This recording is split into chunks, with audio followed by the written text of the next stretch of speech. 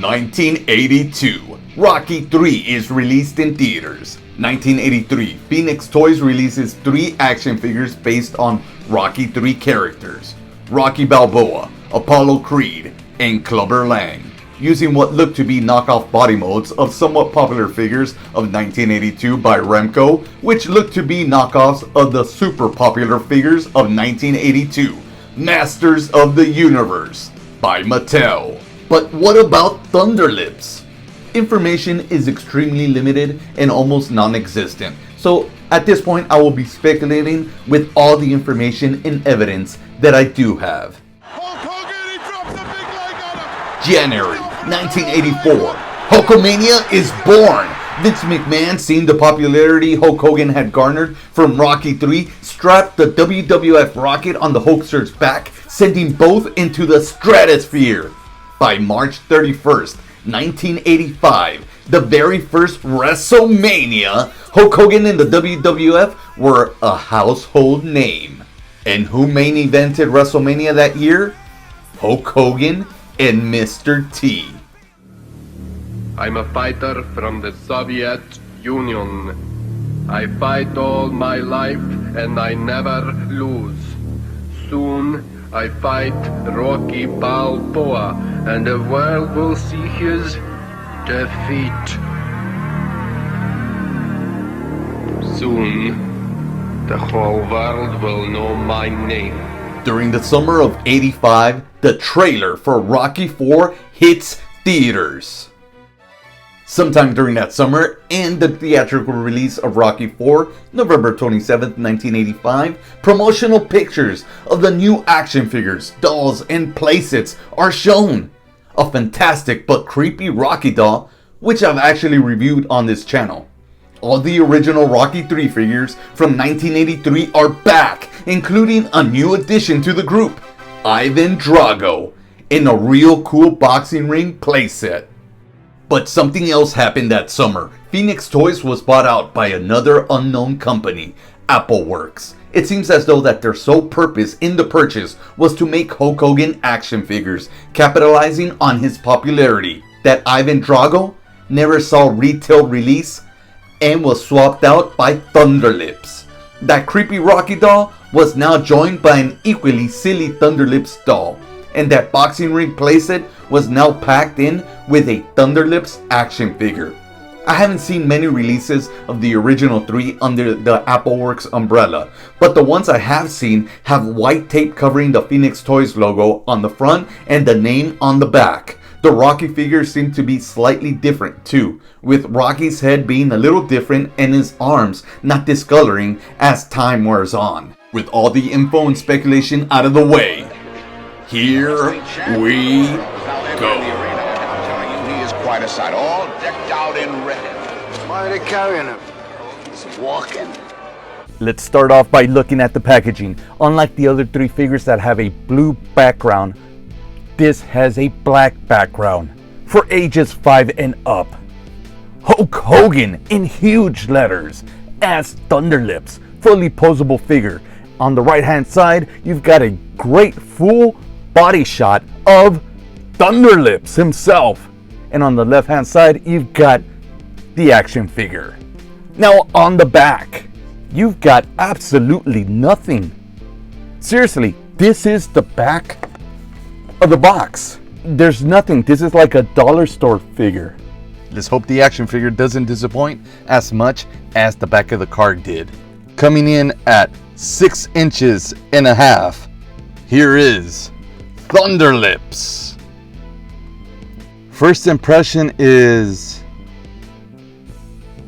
yeah, they're trying to go for a He-Man look-alike type of body, but that face is undeniably Terry Hulk Hogan Bollea. And you know it's a younger version because he's got a lot of hair on top. Let's check out his articulation. He's got articulation at the head, shoulders, waist, and thighs for 6 points of articulation.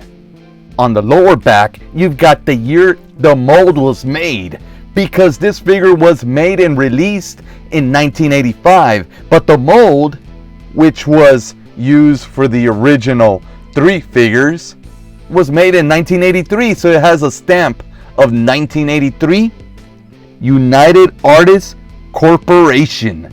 Let's start taking a closer look at him from top to bottom. His head is a very nice soft plastic.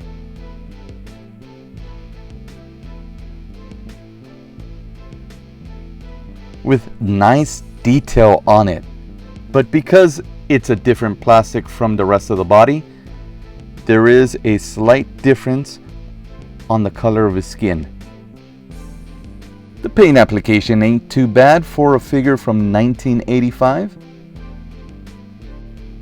Hulk Hogan has never had a thin waist like that. Not even when he got off the juice, brother. As mentioned earlier, the body molds for the 1983 figures were used for this Thunderlips action figure. And you can see that this is an actual 1983 figures, as his arms have badly discolored, which is something you don't see much in the 1985 releases. And although the legs look like they're different sculpts, they are actually not. It's just the way they're painted. And because they share the same body molds, they are exactly the same height, which is not what we see in Rocky 3. Rocky came not only with his real cloth trunks, but he also came with his boxing gloves and the championship belt. Heck, the other figures in the line, Apollo Creed and Clubber Lang, came with real cloth shorts, boxing gloves, and the championship belt. Thunderlips, however, came with nothing. But since I own the 2006 release of Thunderlips by Jakks Pacific, why don't I let this guy borrow his cape and pimp hat? And actually, before I do that, now this makes more sense here. And now Thunderlips looks like Thunderlips. Of course, this is not how he came, but it would have been nice if AppleWorks would have just given him something a little more. At least a championship belt, at least, because he was The wrestling champion of the world. Now, before I end this, since they were modeled after Masters of the Universe toys, let's compare them to He-Man of Masters of the Universe. And wow, he really makes He-Man look smaller. Let's take a look at the body though. Take a look at the definition. If this was a bodybuilding competition, He-Man's got it won. Sure, he's an inch or two shorter than Thunderlips, but look at those biceps, brother. Check out the quads. Just all around, He-Man looks like a way better action figure. Something that I think that Thunderlips does have an advantage of is that through the years, the rubber band that's holding his legs together, well, I could already feel it, disintegrating, because they do disintegrate after the years. But Hulk Hogan, he has his legs at a ball joint, just like the Teenage Mutant Ninja Turtles. So as long as you're nice to these legs, they're gonna stay on there. Thank you for joining me on this review of the 1985 Thunderlips action figure by AppleWorks. Don't forget to like, subscribe, please share. It will really help this channel grow. And I am really looking forward to the next series that I will be reviewing. Series 3, which will include a full look at this Thunderlips action figure. Here is a sneak preview of what's to come.